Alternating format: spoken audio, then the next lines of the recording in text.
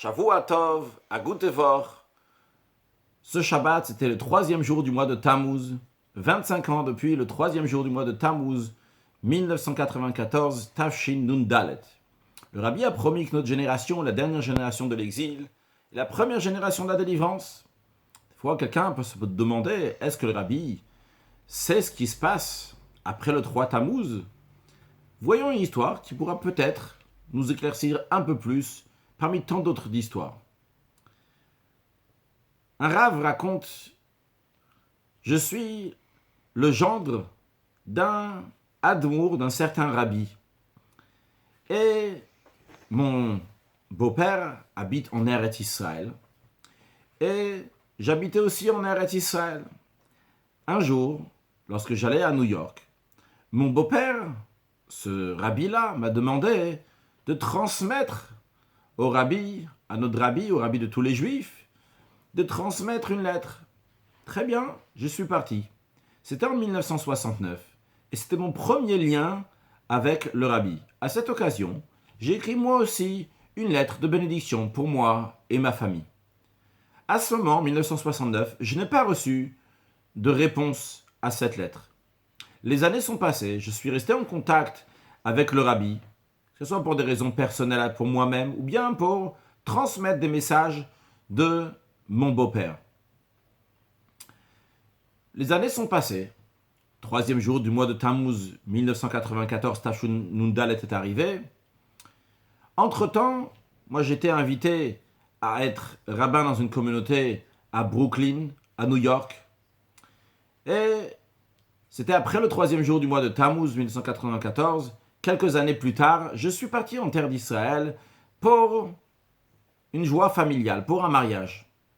Lorsque j'étais là-bas en Eretz Israël, j'ai eu une crise cardiaque. C'était ma 2e crise cardiaque. J'en avais déjà fait une avant, mais elle n'était pas si grave que ça. Les médecins disaient que celle-là est extrêmement grave. J'étais à l'hôpital, et voilà que je reçois un coup de téléphone de ma belle-mère qui me dit « J'ai une lettre du Rabbi pour toi ». Je comprends pas, j'étais à l'hôpital, j'étais déjà bouleversé avec la crise cardiaque, je comprends pas qu'est-ce qui se passe, qu'est-ce qu'une lettre du Rabbi 3 ans après le Gimel Tammuz, comment c'est possible? Et ma belle-mère me raconte, elle me dit, écoute, 2-3 heures après que tu as fait la crise cardiaque, il y a le secrétaire du Rabbi, Rav Binyamin Klein, qui a essayé de téléphoner chez toi, parce qu'il n'arrivait pas...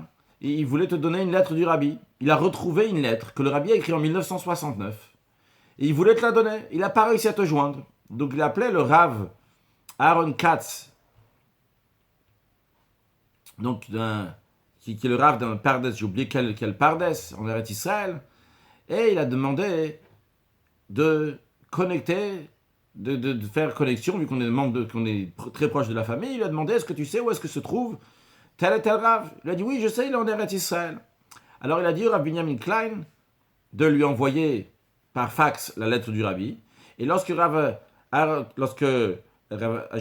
Katz et Aaron Shapiro, c'est Pardes Katz et Aaron Shapiro. Aaron Shapiro, dès qu'il a entendu ça, lui-même il s'est déplacé et il est venu sur place pour me lire la lettre du Rabbi. Et la lettre incroyable, la lettre que le Rabbi a écrite en 1969, 28 ans avant.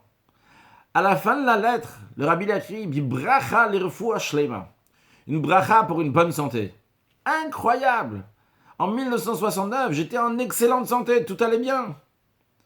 Cette lettre-là m'arrive. J'arrive à l'hôpital et le secrétaire du Rabbi se rappelle, 28 ans plus tard, il y a une lettre à envoyer, il retrouve cette lettre, il m'envoie cette lettre « Bibracha l'irfua shlema » pour une bonne santé. Là, j'étais tranquille et j'étais sûr et certain que tout allait bien. En plus, cette lettre du Rabbi était écrite en Eretz Israël. Le secrétaire du Rabbi a transmis qu'il y a aussi des dollars que le Rabbi a envoyés avec la lettre. Ça, il ne peut pas l'envoyer par fax. Il va envoyer avec l'original de la lettre. Et les dollars, il va les envoyer par la poste. Lorsque les dollars sont arrivés, c'est incroyable. Il y avait 7 dollars. Avec 7 dollars, c'était pour les 7 enfants de ce Rav. Et en 1969, il n'avait pas encore ces 7 enfants. En plus de ça, dans cette lettre, le rabbi disait de donner les dollars en Eretz, pour la tzedaka en Eretz HaKodesh, en Terre Sainte.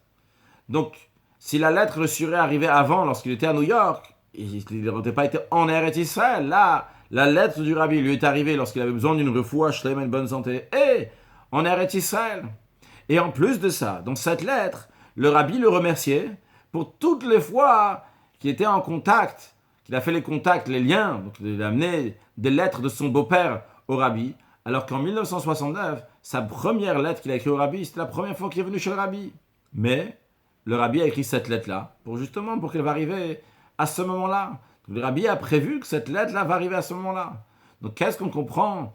Où est le rabbi? Qu'est-ce que fait le rabbi? Une chose est sûre, que le rabbi gère. Le rabbi a promis à notre génération que nous sommes la dernière génération de l'exil, la première génération de la délivrance, et sans aucun doute, nous sommes la dernière génération de l'exil, la première génération de la délivrance, et tous ensemble, allons accueillir la venue de Mashiach avec une excellente santé, une bonne parnassa, un bon mazal, mon shidduchim pour toute la famille, avec de la joie et du bonheur des enfants, et les réussites dans l'éducation des enfants. Et on va tous ensemble accueillir Mashiach Now Shavua Tov.